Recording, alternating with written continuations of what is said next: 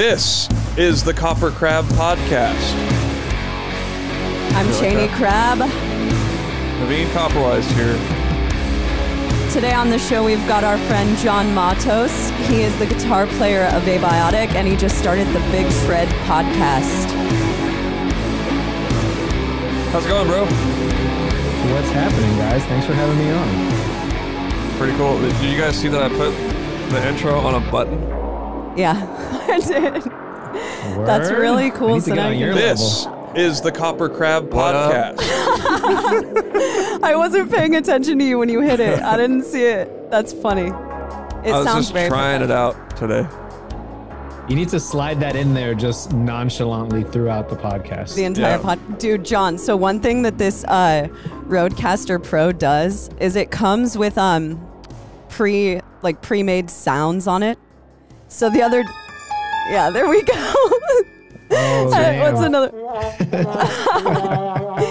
Yeah, so you know, it's You can get all radio DJ with it. exactly. But they're just like funny, stupid sounds that someone might use, you know? So yeah, John just started his own podcast. So are you enjoying it? How do you like it? What's been the most fun thing about it so far?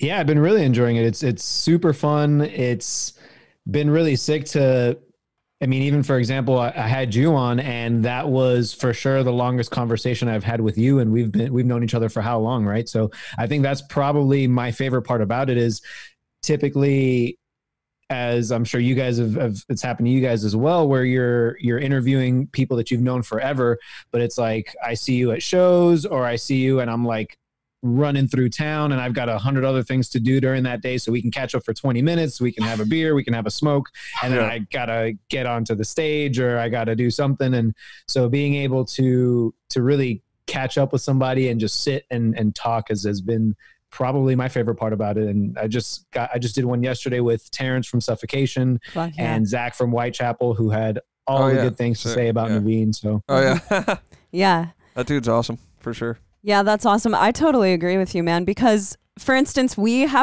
know each other through playing music, but we haven't been on tour together.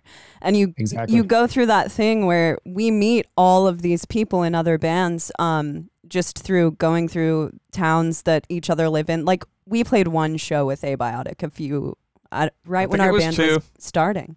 It's definitely 2. Oh yeah, it was 2 because we played a festival and then we played like an actual show together, right? Yeah, that you guys were headlining. yeah, it was that Tomcat show that you guys ended up jumping on, I think. Yeah, and people I were totally smoking inside. Dude, yeah. Oh, we played there again. We played there again. Oh, did you? Yeah, I think we played there like on the last tour we did. Yeah. I always remember that stage because it's like a trampoline. You can jump on it. Yep. I like that so it's much. just nice and wobbly. Totally. I think people were actually still smoking inside this last go around. Well, Texas is like one of the last places that you can still smoke inside bars. Isn't that right? I think it's some of them, I guess. I don't know. That stuff is horrible. I know. But anyway, it's like... Sorry. And then the other one, the other one was like full of raw sewage. Oh, yeah, That's John, right, you played that that's show. right, that's right. Oh, man. fuck. Okay, so the story is we were just about to go on stage. I think maybe you guys had just gotten off or vice versa. Exactly. But you guys had just gotten off stage and all of a sudden the smell of shit just comes through the entire venue like a mighty wind of shit smell. It was the most disgusting thing ever because they were emptying the septic tanks out front. Yeah, that was fun. And then we're like, all right. I totally forgot about that. Really? Wow. I can't forget about that. I can't forget about it either. And a lot of people cleared the room, but I think you actually stayed in the room, John. I remember that. So I know. I was like, props, man. I was just holding I was like, you guys are sick. Yeah.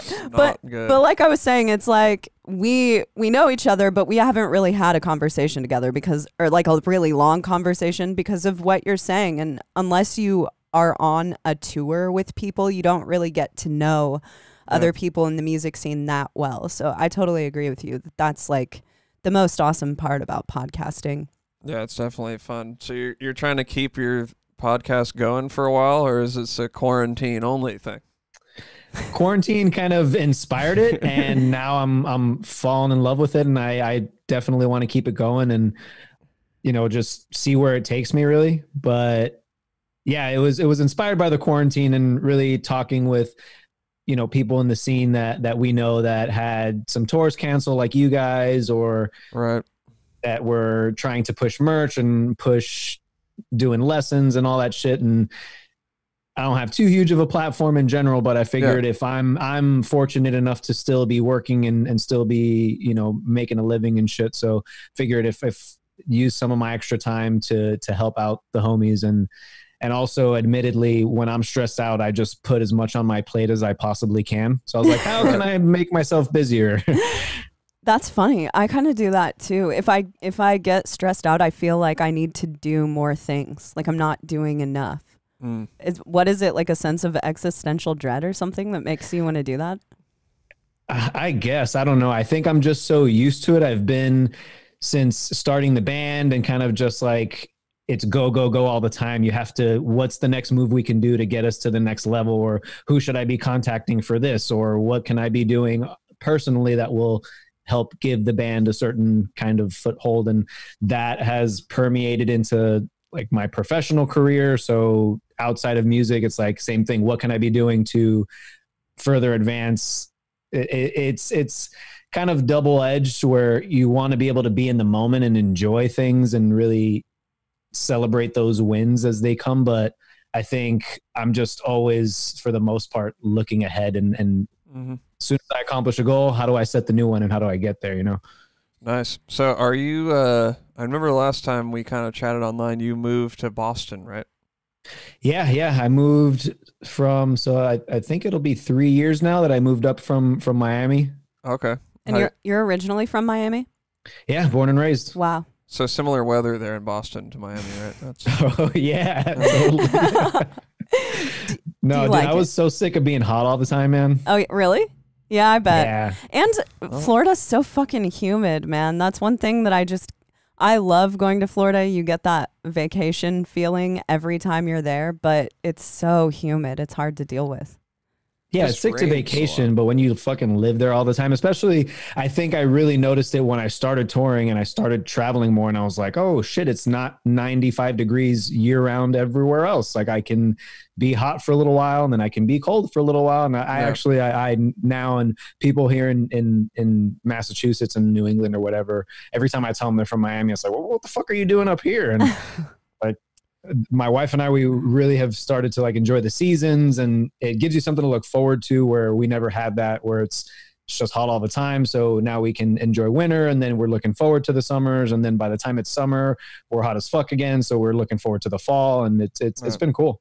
Totally. I actually miss that because, you know, I'm from the Midwest and we have all 4 seasons. And now that I live in California, when I first moved here, it was in Los Angeles, and it's like perpetual summer there. But where we live now, Santa Cruz, it's perpetual autumn. So I miss the change of seasons that you're talking about, because you're right. It's like it feels like something really shifts when you get snow and that kind of thing.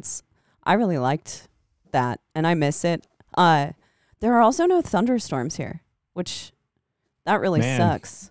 I can't relate. You just fucking live in paradise, dude. So had you ever seen snow before you went on tour? Not before on tour, no. So first place I saw snow was in Minnesota. Okay. Yeah. Wow. Minnesota. What was that? Yeah. Was it a weird feeling? It was crazy, and it was probably one of the more difficult shows I ever played, because it was probably like between 15 and 20 degrees that day. It snowed a shit ton. It was the first time I'd seen snow like piled up on a bench, probably a foot high or something like that. It was pretty nuts. And we played this venue that I think closed down. I always think that it's called Studio 7, but I know it's not, because that's the venue in Washington. Unless I'm tripping and it is called Studio 7. Was it like kind of a bigger venue that had a merch up on a... what are those things, like a platform type thing? I totally remember this. Did it have like a round balcony? Is that what you're talking about?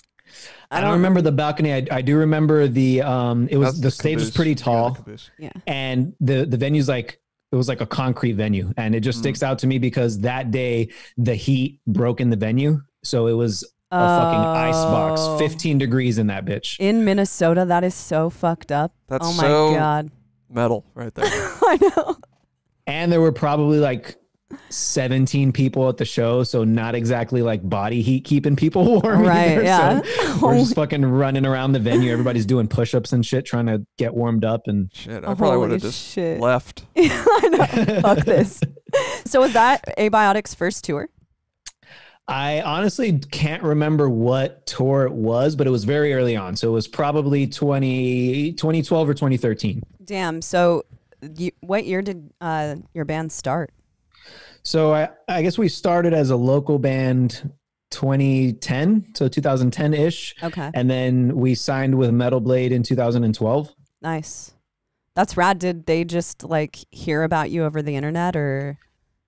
It was crazy as fuck, dude. So we self-released an EP. I kind of, like I told you, I've been very short-term goal to long-term goal oriented. So I got a notebook and I wrote on it like Abiotic goals, and on every page was like, put out an EP, music video, merch, like kind of just like going down the line, checking shit off. And we self-recorded an EP. We put it out. When the fuck did we put it out?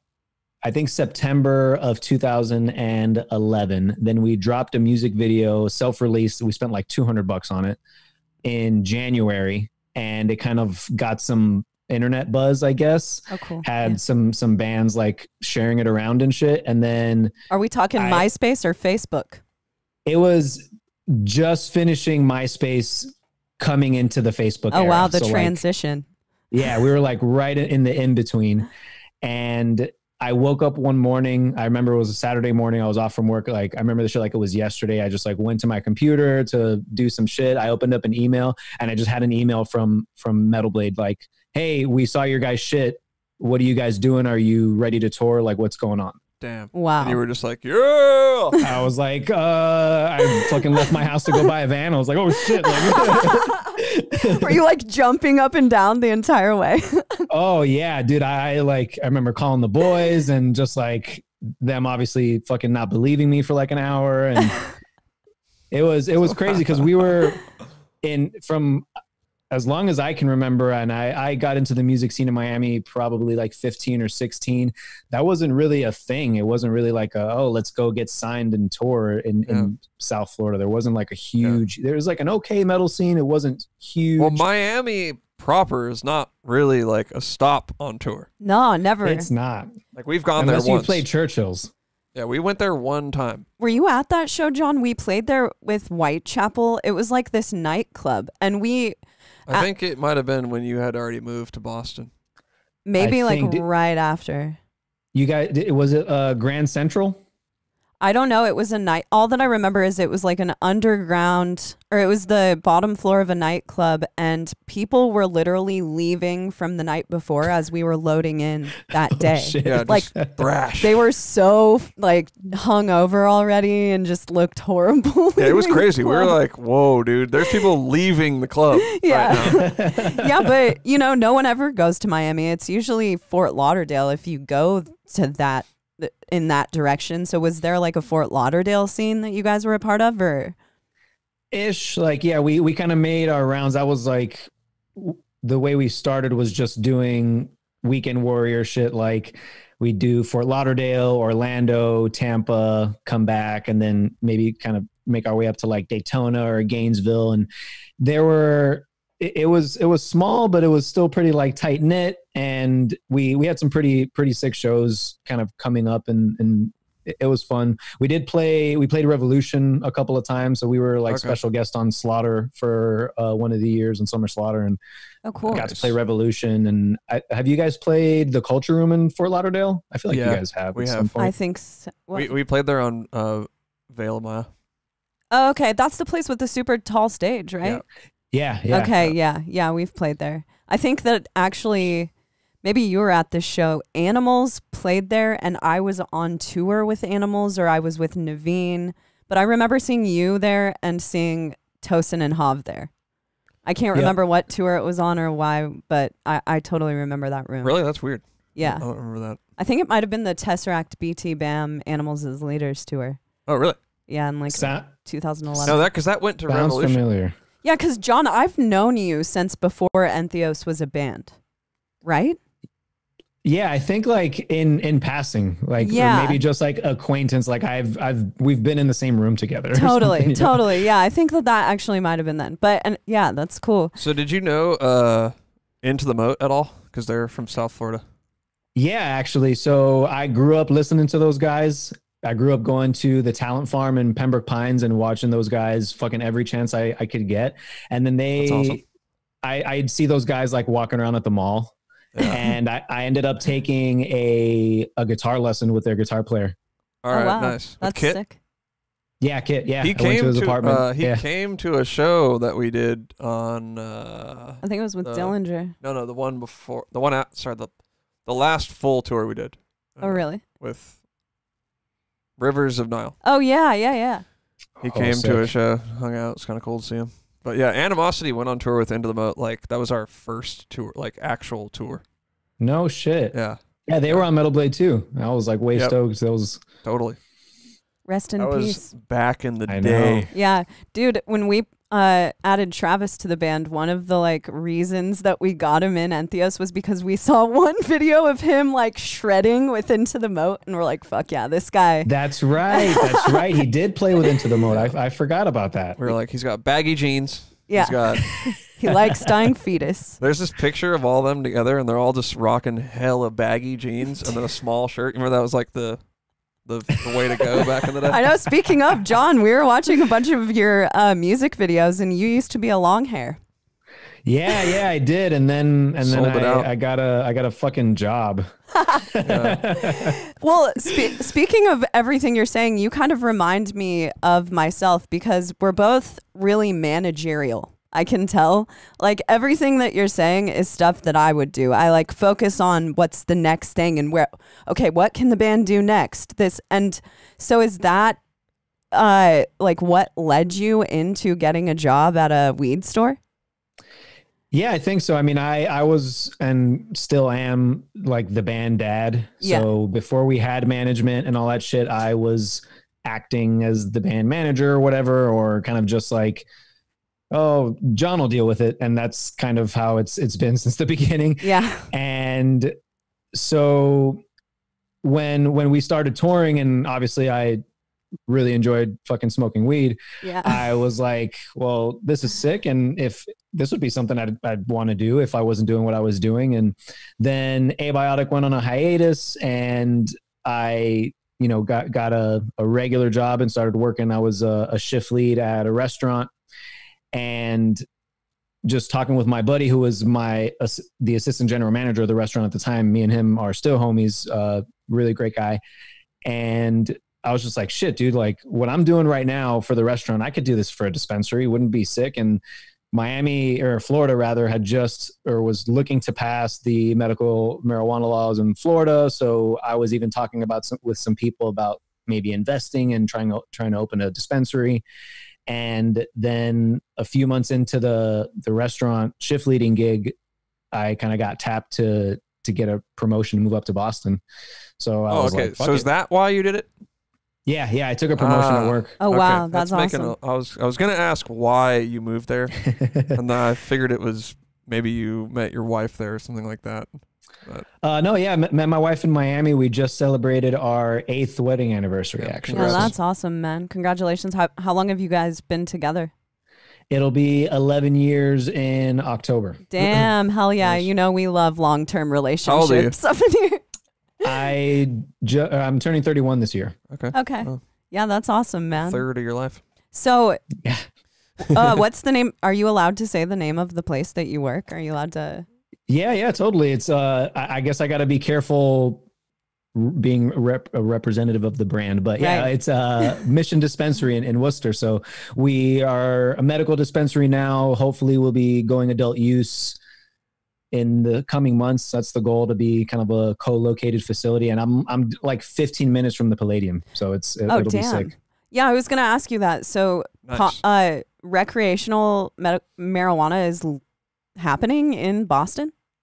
Yeah, it's happening in all of Massachusetts. So wow. They passed the recreational laws, if I'm not mistaken, in 2017, which after I took a promotion as assistant general manager and moved up here, about 3 or 4 months later, I became a general manager. They gave me my own store. And then about a year later, when the rec passed, I was like, oh shit, like now is going to be the time. If I want to make a transition, I've got the skills. I've been doing this for a year already. I can fucking nail an interview and try and do this.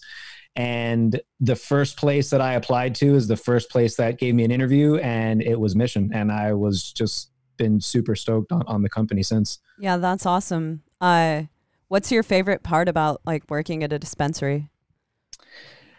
I'll say just from coming from the restaurants, and this was something that was told to me by someone in the industry who was kind of high up in the company. And he said that the hardest day in the weed industry is easier than your easiest day in the food industry. Yeah, I hear that. And aside from that, it's rewarding, man. Being able to see patients come in and out every day, being able to wake up and feel like you're making a difference. Yeah. And seeing people who were on all kinds of pills and opiates and all kinds of shit, trying to find relief from their ailments, they try cannabis for the first time, and you can see throughout the weeks their demeanor change, the look in their faces, the color come back into their faces, and people that just, you guys changed my life. Like this, I don't know if I would still be here without you guys. And it's rewarding, man. It's awesome. Yeah, that's amazing. Really cool. And I don't know if everyone has yet acknowledged that this is a real thing, how crazy the opioid epidemic is in the U.S. It's terrible. Yeah, I work in the healthcare field I guess I could say as well, you know, we both work in the healthcare field. I definitely don't. I mean, kind of in a way, but it's like I have a ton of clients who are on things like OxyContin and Vicodin, and it's not even necessarily them who are abusing this. It's people who work for them, because it's easy to steal from people. And there's a really terrible thing going on in this country, and I really do believe that medical and recreational marijuana are at least one option to get out of that overprescribing of opioids. It's fucking crazy, man, and it's killing people. Yeah, it's not good. At least have some other thing to try first. Right? Yeah. I mean, right. Jeez. Yeah. That shit that can, and I saw it from an early age too. So I saw, the first time that I saw that happen to somebody was my sign language teacher in high school. And she had some kind of surgery. I don't recall exactly what it was. Oh, I actually, never mind. Yes, I do. So she lost a ton of weight and wanted to get that surgery that they kind of help you out with the excess skin or whatever it is. Oh yeah. Okay. So she did that. She was out for a little while. She came back. They prescribed her a bunch of Oxy or whatever it is, and she ended up getting fucking addicted and couldn't like do her job. And she was talking to us about how she was going to sue the doctors that prescribed it to her. So even from then, I always thought like, oh, dude, like fuck pills, man. Like, how can I not ever take pills in my whole fucking life? How do I not do this? Totally, you know? It's the devil. So wait a minute. Do you know sign language? Is that what you just said? I took it for a couple years in high school. I don't know sign language. I know a handful of signs. I can fucking like spell my name. A handful? Yeah. Nice. I was waiting. There we go. This. We did it. Sick. So as far as Abiotic goes, so you guys went on a how many year hiatus? How long was that? Oh man. So our last tour, it was kind of like right when we started, I think. Well, yeah, because we played that show together, and then it seemed like a few months after that or something. Yeah, so it was I guess we've been back technically since last year. So it was probably about the better part of 4 years. Why did 4 years. Why did you guys decide to take a hiatus? So it was a culmination of things. We went at it fucking really hard since we were a local band, a quote unquote local band. And since we got signed, it was just like 100 nonstop. For those 4 years, we were on tour or in the studio for the 2 records that we put out nonstop. So I was home for a month, out for a month, home for a month, out for a month. It was just like there was no break. Yeah. Right. In all that, we had member changes, fucking financial struggles. We went through probably in the first 2 years of the band, I think we went through like 3 or 4 vans. Holy shit. Damn. Yeah. So the one that probably put us deepest in debt, and that's, if there's any advice to give to a band, it's fucking get a reliable touring vehicle as soon as you humanly possibly can. Don't buy something for $2,000 that is going to leave you stranded in upstate New York like it did us. Yeah. Totally. That was the first thing. I think we were actually talking about this when I was on your podcast, is that was the first thing. As soon as we got in advance, we ran out and got a van. That was a real nice van. Yeah, because I've seen that happen, and I've had it happen to me in bands that I was in before. You get like 3 hours away from home and then you break down. Or you, even worse, you're up in New York and you're from Florida and you fucking break down. And I mean, how did you guys get out of it? It was fucking wild. So the rear axle of our conversion van that we were fucking touring in. Conversion vans are always going to break down. Yeah, dude, it was shot, and the rear axle like broke in half. Yeah. So nice. we just made it into a Denny's parking lot, and then it finally just would not do anything anymore. Right. So we were just sitting in a Denny's in upstate New York. Had no fucking idea where we were, what we were going to do. It was like lightly snowing too. And we're just all sitting in the Denny's fucking ultra bummed. I'm telling everybody like, yo, call your parents, call somebody, call anybody, because we need to buy a van and go home. That's the only, we've got a 6x12 trailer because we're fucking idiots. Oh no. And we've got this giant 6 trailer by for 12? no reason. What the fuck? Was it half gigantic. empty? Half empty. Yeah. Yeah. And also we all had like too much luggage because we were green as fuck. So yeah, right. But we had a giant trailer, and I was like, the only way we're doing this is getting a van somewhere up here, spending all the money that we had that we were going to try and pay our merch bill back or whatever it was. Yeah. And so that's what you did.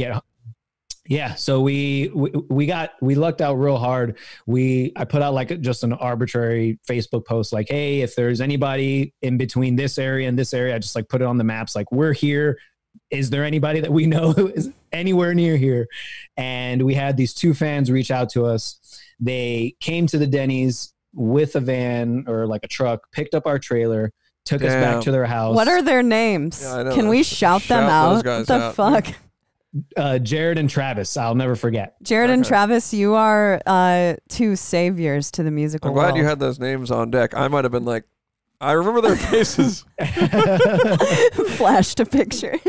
No, I still keep in contact with those guys. Those guys are on the Abiotic guest list like forever and ever. I mean, that's multi-lifetime guest list spot. But I don't know about, do they get merch every show? No. Let's give them like 1 shirt. No, I would give them, they're getting merch. If they're coming and picking us up when the van is broken down, they're getting merch.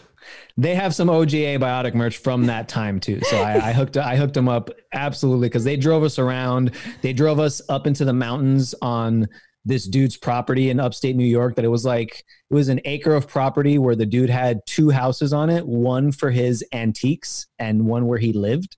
Oh, no. Wow. He had 3 garages like disconnected from the houses. One that had from that year 2 floor model Mustangs and like motorcycles and shit. Wow. He had another one that had cars just stacked on top of each other. There was probably like 30 cars in this bitch. Wow. And he had a fucking tank. Damn. What? How did he get it? I have no fucking idea. The whole time I was there, because he also had like 5 or 6 vans that he was selling, and he ended up buying our van off of us for like $500 and selling us a van. Oh wow! It ended up being shot, being really. So wait, this guy anyway, came and got you guys, sold you a van, and no, I think he's a different guy. Oh, okay. He's a different guy. Different guy. Oh, okay. I was like, this guy's the perfect person. I know. Like, what the fuck? But they took you there. How did they know this guy?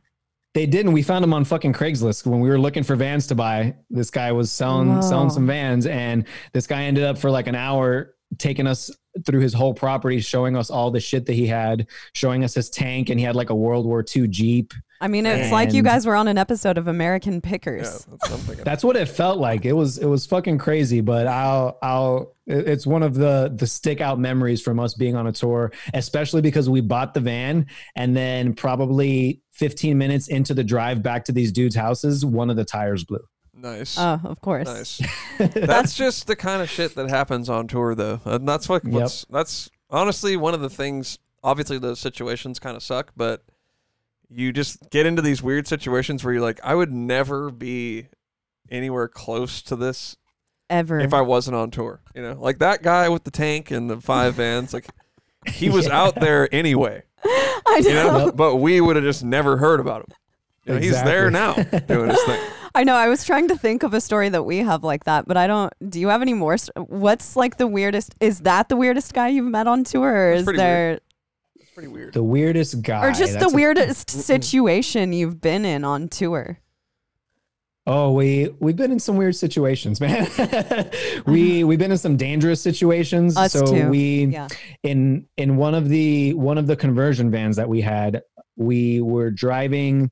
It was like a month-long tour, and we were probably 2 shows into finishing it up. We were heading to Georgia where we had a show, and then it was like Florida, and we're fucking on our way home, and we're so fucking close. So we're driving this conversion van, and we can hear some scraping coming from the right rear tire. Fuck. And never a good sign. So, and then we're looking back out that window, and we can see smoke and shit coming from the tire. Oh no. So we're like, fuck, we're broke. This is going to cost thousands of dollars to fix.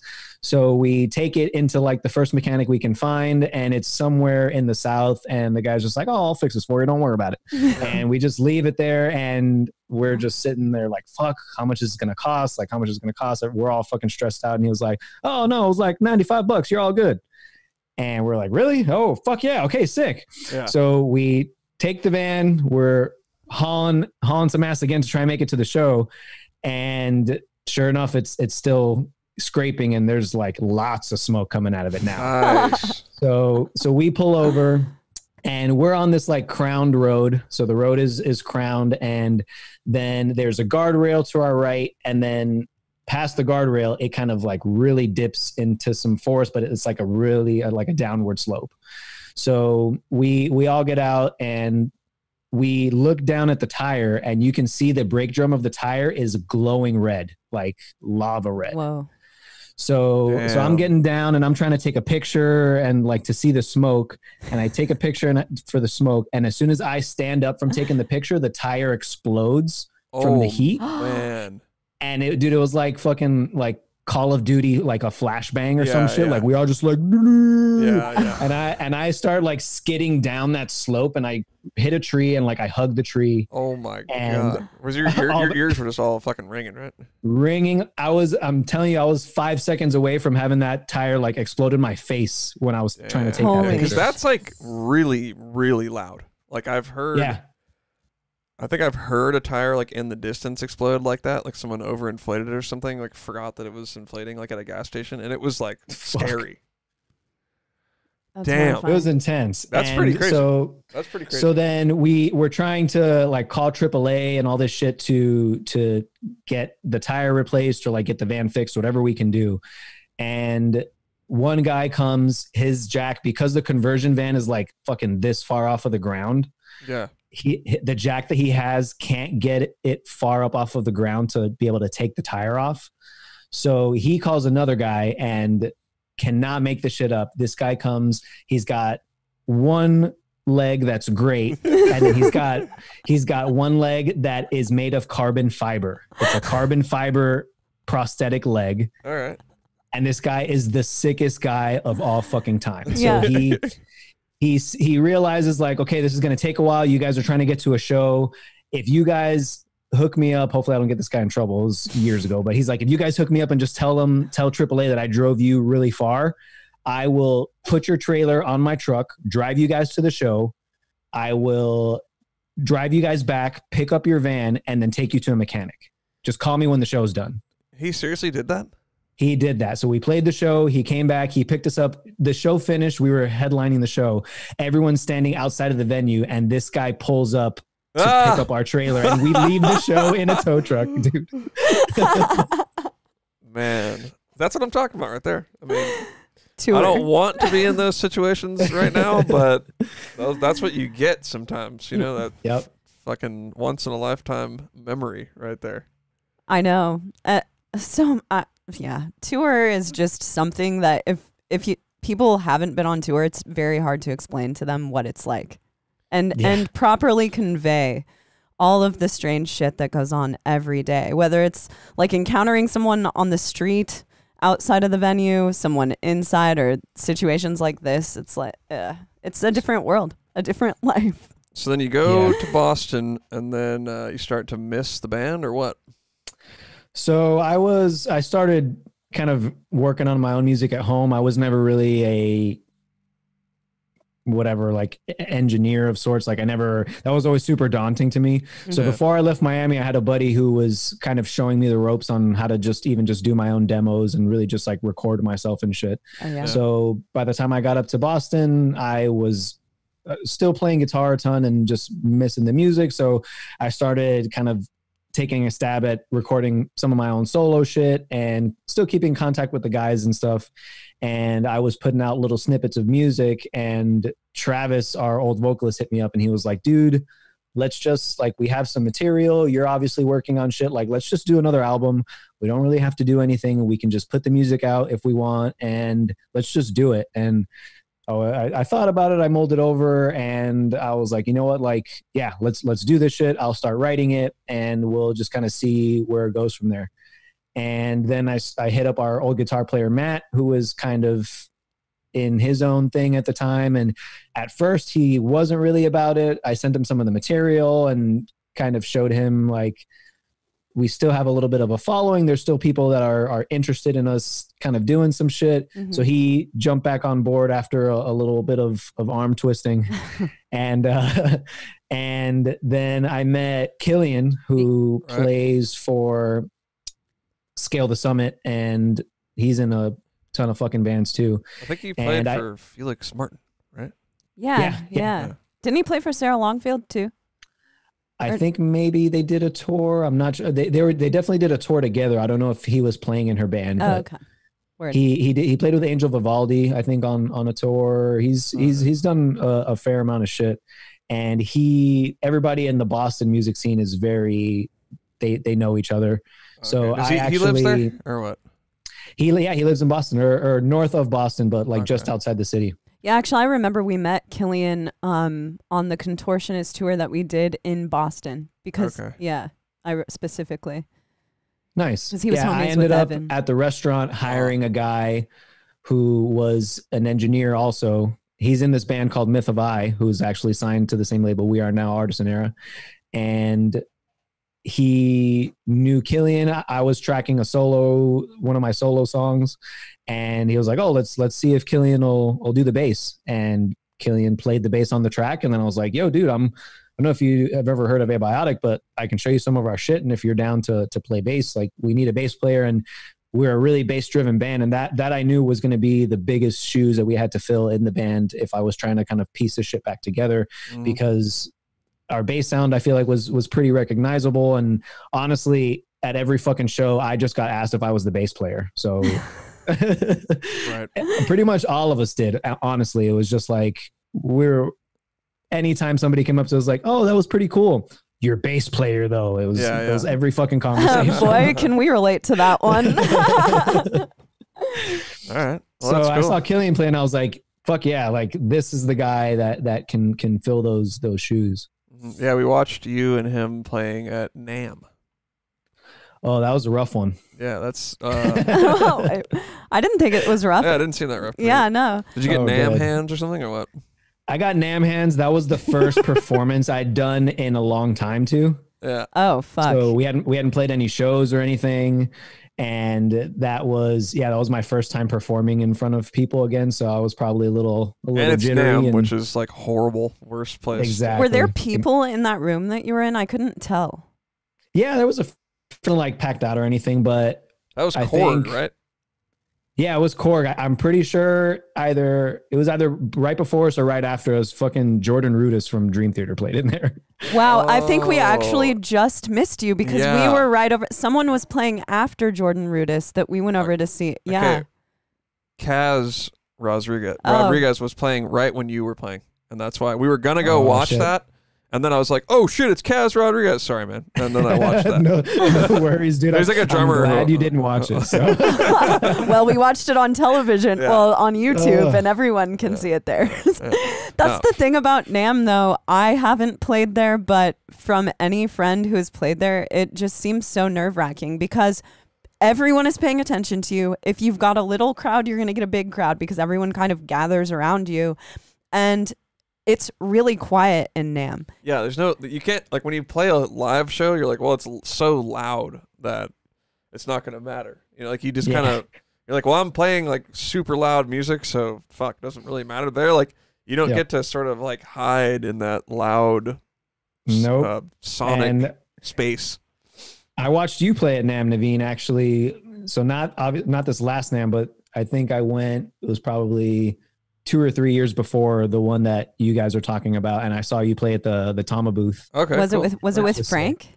It was with Frank. Yeah, I was gonna say that's kind of funny that you're talking about how you haven't played shows in a while, and this was your first one back because that was how our band kind of debuted itself. That was our first show. Yeah, like well, they asked Naveen to play. They asked me to play like solo or something. Yeah. 2-box, whatever, this demos. And I was like, oh, I started a new band. Can I like bring my guitar player? And they're like, yeah, sure, whatever. Yeah. But that would make me so nervous. I never want to do a NAMM demo ever. Yeah, and luckily I won't have to because vocalists never do. So I don't know. Maybe you could do a little, like a screamer. A little scream SM58 or something. But then the sound police comes and they fucking shut your ass down. I know. Yeah. Do you play Kiesel? I did. I'm with Ormsby Guitars now. Okay, so was that white guitar that you're playing in that video in Ormsby? It was a Kiesel, actually. Okay, I really like that guitar. Cool. I'm very attracted to white guitars. I just have always liked them, and that's a fucking sick guitar. That was my first Headless, and it's like a white raw tone finish, so it doesn't have any kind of gloss or anything like that. Yeah, it looks super cool. It's a really classy look. So do you like the Headless guitars? I'm a little, I don't know about them. I don't know. I personally like them just because I've always had this thing. I don't know if it's how high I play or whatever it is, but my left shoulder was always like particularly sore after playing. Fair. And it's just a lot lighter on the left shoulder. It's way easier to travel with. I've put that thing on a plane in the storage, like the upper storage. No big deal, right? Just no big deal at all. I've been able to sneak it onto a plane, not have to pay anything extra for it. Just like, it's been sick. And I just got back with the Ormsby guys that are doing the Headless guitars too. Right. Okay. Super so practical. You just proved me wrong. Yeah, it's very practical. I was not talking about from a practical standpoint whatsoever. It's so only sick when it's aesthetically. in the like gig bag or whatever. It just looks like so small. Like, you don't think about how much extra length the head adds. You can probably take that thing like in the van too and jam on it in the van a lot easier. Yeah, exactly. You're not having to worry about like poking an eye out with a sharp fucking headstock. I want to get one, but I'm not motivated to try to get one. And for the long-haired guys, there's no hair getting caught into the fucking tuners. I know. My hair has gotten caught in tuning pegs of my bandmates. So, yeah. I think that happened to me with Travis. Yeah, I would get caught in his headstock. Cheney's not very good about respecting space on stage. I'm not. Space. Travis had to talk to me many times about stepping on his feet during solos. He would get so mad at me, but there's not much social. I don't like to generalize. That's a vocalist thing, man. Yeah. Does it? So it happens to you too? Is Travis Bartasek doing that too? And then Travis will take it to the extreme. So if we tell him like, yo, back the fuck off, like, come on, dude, like give me some space. During the set, he'll come and put his arm around me and like kiss me on the cheek and shit. And I haven't done that. That's funny though. Well, the thing that you don't do, Cheney, that Leah used to do that was really obnoxious is water everywhere. Oh, I remember Evan saying that. Yeah, Leo would like wave water on my drums, dude. What are you doing? No. I'm gonna kill you. John, what do you think is the most annoying thing that vocalists do on stage? For Travis in particular, it's existing. So just him like being a person, probably. Is it because he's from the Bay Area? Particularly because he's from the Bay. The first time that I met Travis, I heard him say to someone, or he said to me, he was like, "Do you know where I'm from? I'm from the best place on earth." Of course, anyone pretty much, if they even live like within a rock's throw of California, is like, "Don't you know where I live?" That is amazing. I will say though that meeting people from California was the first time I met people and like, oh, you don't hate where you live? You don't, yeah. What? Yeah. I mean, I get it. But I've never really been like that, but I'm from here. Yeah. But I'm sort of an anomaly. Do you think you'll ever move back to Miami? I don't think so. I mean, who knows, right? But right now I haven't really gotten like homesick or anything really. I don't. Maybe the food is really I miss some fucking good ass Cuban food. Cubano. Yeah. Oh yeah. But aside from that, I don't think I would. There's a lot of, especially if you're from there, there's just like a lot of toxicity was nice to get away from, you know? Right. Yeah, totally. I mean, you know, I guess I can say that about my hometown as well, as much as I love it. And I could maybe see myself going back someday when I was older. It's just kind of like old. Yeah, it's still kind of the same as it was when I left, and I do like being away from my hometown. I also don't know if you are like this, but I enjoy the feeling of being able to go to the grocery store and knowing that I'm not going to know anyone there. Oh, absolutely. Knowing I'm not going to see anybody from high school and have to avoid eye contact and shit. Or do a stop and chat. I fucking hate stop and chatting. Oh, you don't like small talk? Not really. Nothing. Come on. No. I like. Why'd you start a podcast? I mean, so are you guys gonna go back on tour or what? You gonna hit it again? Road dogs? Definitely not as hard as we were. We did like a comeback headliner tour, and then in November we did that tour with Suffocation and Belphegor. Oh, right. Nice. Yeah. Saw that. That was a lot of fun, and really we're gonna try and be choosy with what we do. We're tracking a new record in May and looking to release sometime in the fall. So who knows with all the Corona shit, right? But the goal is to release in the fall, and then we were going to try and do a US tour around the release, and then probably a Europe tour early next year. But we'll kind of see where shit goes. But yeah, definitely not 180, 200 shows a year like we were doing before. Totally. I mean, you know, you come to a point where you just sort of realize, I think everyone as you age, that it's not sustainable to do that for the most part. If you're the type of person who enjoys being at home a lot and likes having some sense of normalcy in your life, it's hard to continuously do that year after year after year, especially, you know, Naveen and I are in a really unique situation because we get a tour together. But for you, you have a wife at home. You have dogs. I see them all over the internet, and they're very cute. And, you know, there are things that you have a job. We have jobs. There are just things that you start to miss and long for at home, and it's hard to sustain that life. And I think it's really cool that you guys decided to come back, because I've always kind of been of the mindset that why break the band up? We live in the day and age of the internet. We can all write over the internet, and you might as well just keep it going as long as possible, as long as you want to play music, you know? Right.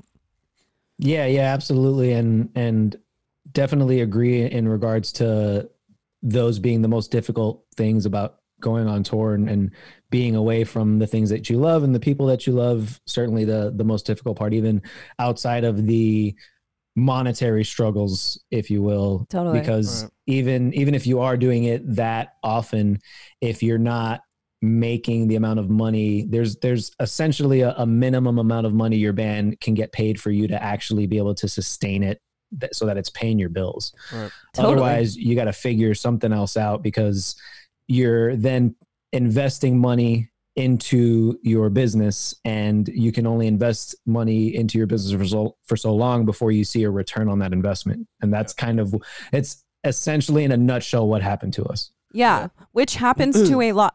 How young were you guys when you signed with Metal Blade? So we signed in 2012, so 8 years ago. So it was 2021. Yeah. And, you know, as young kids, all of us got into music as young kids, and you start doing this thing and you don't realize that it's not all just playing shows and not caring at all about what your guarantee is and making $50 or $100 a night forever. You have to start to be business minded at some point if you want it to be able to sustain. And as a young kid, you just don't have that kind of education on music. You're not like a music business industry insider. And there are things that you start to understand as you get older. So I know that Naveen and I are both thankful that we've been able to like start a band and be aware of that stuff because we're older. And I'm sure that you're probably having that same feeling. It's like now you guys can really start to pay attention to your finances and things like that, and not run yourselves into a ditch monetarily, because it's a huge issue, especially in metal. When we go out and on tours, if you're an opening band on a metal tour, you're probably getting $200 a night. That's probably what you're looking at. And bands have 4 or 5 people in them. You might have a sound guy. You have a merch company you have to pay. You might have management. Yeah, you might. If you're me, you have a makeup artist on tour with you. So, you know, all of this stuff costs money, and you just don't understand that unless you're way ahead of the pack, like some people are. But it's very, very, very rare that people are that money-minded at the age of 20. Yeah, exactly. We had no fucking idea. So from about 18 or 19 until we got signed, I was working for AT&T, and I was making like 55 grand a year. Holy working crap. at a call center doing sales and shit. It was shitty. I fucking hated my life doing it, but I was making decent money for a young kid. And we got signed, and AT&T was ultra strict. They were like, no, if you're out for 3 days, there's somebody else who's going to fill that seat. So unexcused absence, you're fired. So I was like, okay, fuck it. I quit. We got signed. And probably like 2 weeks later, I fucking quit. I was like, fuck this. I'm going out on tour. I'm doing it. And yeah, I think also, and you can't like blame it or whatever, but it's like I said before, there weren't any bands in Miami really doing what we were trying to do. So we didn't have anybody to tell us like, hey, if you want to do this, this is how to do it. Hey, be careful for this, be careful for that. We were just like, I was just like, hey, I think I kind of have an idea of how to do this. So let's just fucking do it. And these guys rallied behind me, and it was a ride for sure though. And I wouldn't change it. Absolutely. I'm sure we can both relate to you on that. So one of the things is get a legit van. Yeah. Yep. Definitely. What would be another quick tip that we could maybe help someone out with? Yeah, John, what do you have? We talked about it on the podcast, Cheney. Certainly be careful with your merch orders. Order merch, be smart about it, especially when you're first starting. Stick to one color designs if you can possibly do it. I agree with do that. Cheap. And it's like, we're going to get a long sleeve, all over print, like 12 colors. Exactly. Don't order hoodies in the summer. What are you doing? Yeah. Right. I totally agree with that. So be mindful with your merch, and taper your expectations is another big one. It's you're going to be perpetually bummed out if you're expecting all this big stuff and you're expecting it to happen quickly, and it takes more time than you imagine it does.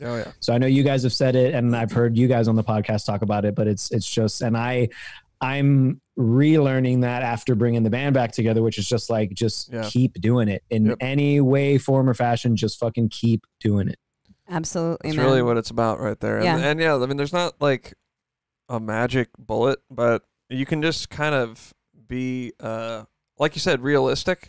I feel like sometimes, because it's people's passion, it's like what they really want to do. Like they just get these like blinders on, and just reality doesn't exist anymore. Like that's why they're getting the 12 color print shirts and the fucking financing like this crazy brand new van. Because on the flip side, don't finance a damn $30,000 van that you're never going to be able to pay off. You know, that's on the flip side. Don't do that. You know, like try to get things to be realistic for yourself, like what you said. And that would be my advice for sure. Yeah, I absolutely agree. Try to pay as much up front as you can, for sure. Save money and work. Also, I would say live in the moment while it happens, because like we were talking about earlier, it's always easy to focus on bands that are bigger than you, on people who you perceive as doing better than you. They have cooler pictures or cooler music videos or whatever. And just constantly want to move on to the next thing, want to get the next bigger thing. But there's so many cool things that I can personally look back on in our band that I didn't really pay attention to at the time, but looking back on, there's some of the coolest things I've done in my entire life. And it doesn't matter if there's a band who's bigger than mine or someone who's more famous than me or any of that stuff. What matters? You don't really remember that. You don't really go on tour and go, oh, remember when we did that super sick tour in Europe and that one band was bigger than us? It's like, you just like having been someone who's done the touring thing and then been out of it and gone back and forth, kind of like what you're doing.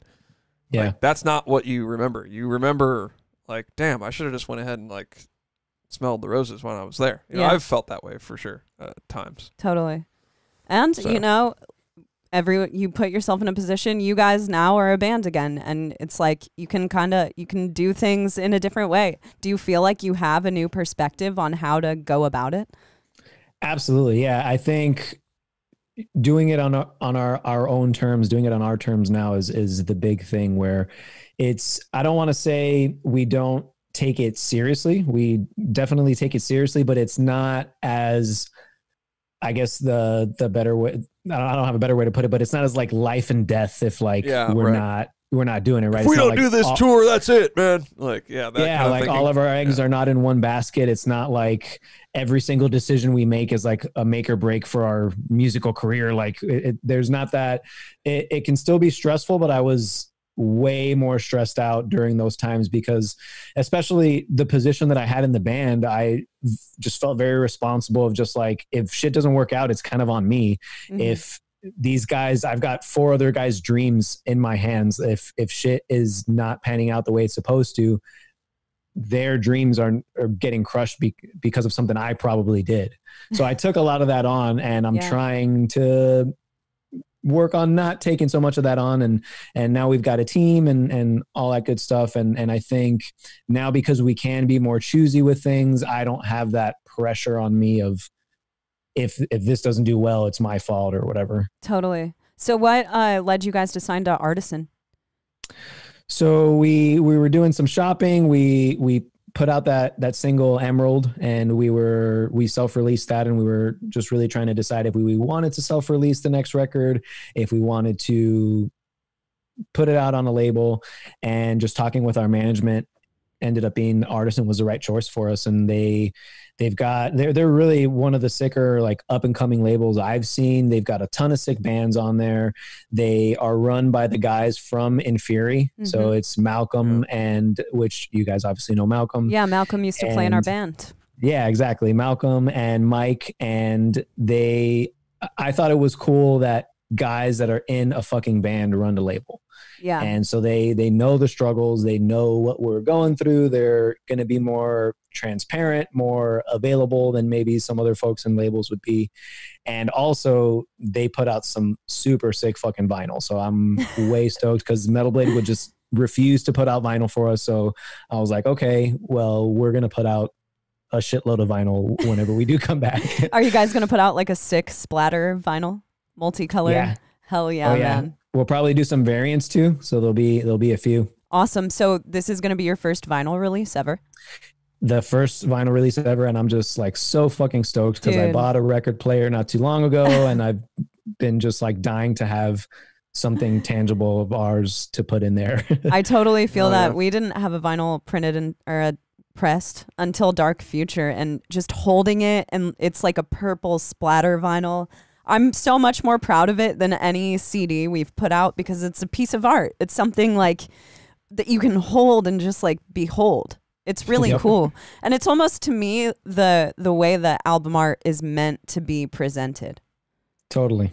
Yeah, that's really big cool. And blown up, and then having the vinyl itself be a theme off of the art as well is just so sick. Yeah, that's awesome, man. Well, congratulations. That's really cool. And, it's really sick that you guys get to be a band again. So not to ask the cliche question, but before we go, what do you have planned aside? Are you touring? Well, I guess you can't tour. We just have the release basically later this year. That's what we're waiting on. That's really what's in the works. So we're going to be dropping a live music video from the last tour that we did with Suffocation for the Emerald track that we put out. So that'll be coming out pretty soon. Really stoked on that. And then just getting into the studio and then putting out this record whenever it makes sense, I guess. So we may have talked about it. I talked about it a little bit on the podcast. If now maybe you guys can give me your take. Do you think now is a good time to put a record out? Is it a time where people are consuming a lot of content and they just are needing and craving it? Or is it because you can't tour on it, you probably shouldn't put it out? Well, I'm not a good business person, so my opinion is terrible. I mean, honestly, I don't really view now as a different time to put it out. Does that make sense? It's not like different to me.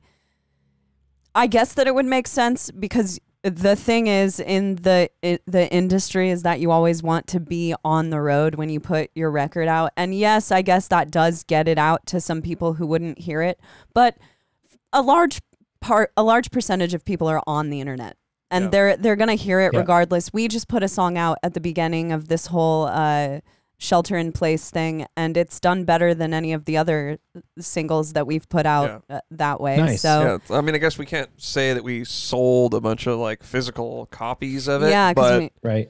So what? I mean, we want people to hear the music, and that's what's going on. I guess it just depends on where you're at. I mean, it sounds like for you guys, you're not really that concerned about the whole rat race at this moment. So yeah, I'd say go ahead and put it out. People are definitely online trying to listen to music. That's for sure. Yep. I also guess it depends if you come from a place where you're super concerned about your first week sales, because that's what I'm saying. Yeah. It's like, I'm always of the mind that you can kind of continue to push that album for like 10 songs gives you enough to put out like 40 playthroughs, 50 playthroughs, because each person in your band can do that. In your band, Travis did this really cool vocal take of your entire album. Was that Casuistry that he did?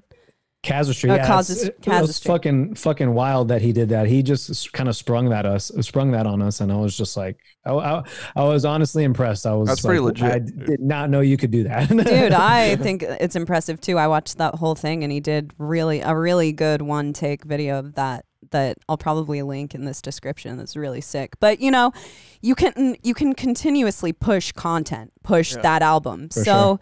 It just really depends what you want to do, what you're looking at, and what's important to you, I guess. If you want people to hear your music, then it's always a good time to put it out. Yeah. But that's usually where I'm at. I'm the let's put out music guy. That's what I want to do. Yeah, if it were up to Naveen, we'd put out music every day. Yeah. So, I'm that kind of guy too. I cannot sit on shit. I'm the worst at it. I'm the worst at just like sending it to friends. Check it out, dude. Well, am I allowed to say that I got a sneak peek of some Abiotic and it's fucking sick? It sounds absolutely great. Because we run this bitch and we don't give a fuck. That's right. Oh, okay. Before we go, what are you listening to lately? Because you asked me, and I've been curious about what you're listening to. Yeah. So it's a mix for me. I'm out here living pretty close to Worcester, and I've been listening to this rapper Joyner Lucas, who is real sick. If you haven't heard him and you're into any kind of hip hop, I would recommend checking him out. I was jamming the new Leprous. Leprous has been. It's at first I heard it and I was like, this is like Prague Lana Del Rey. But I don't hate it. And then it really grew on me, and me and my wife, it's like she doesn't really listen to metal. So that's like one of the bands that her and I can both dig on, which I think is pretty cool. And then the new Cattle Decap is fucking monstrous. Yeah, it's a pretty sick album. That video that they just put out is hilarious. The incredible. Yeah. Incredible. Fantastic. All right, man. Well, thank you so much for being on the podcast. We're going to link Abiotic and we're going to link the Big Shred podcast in the description. You guys have to go check it out. John Matos, thanks, homie. Have a good night. Thanks a lot for being on here, brother. Yeah. Thanks for having me, guys. Talk to you soon, bro. Talk soon. Have a good week.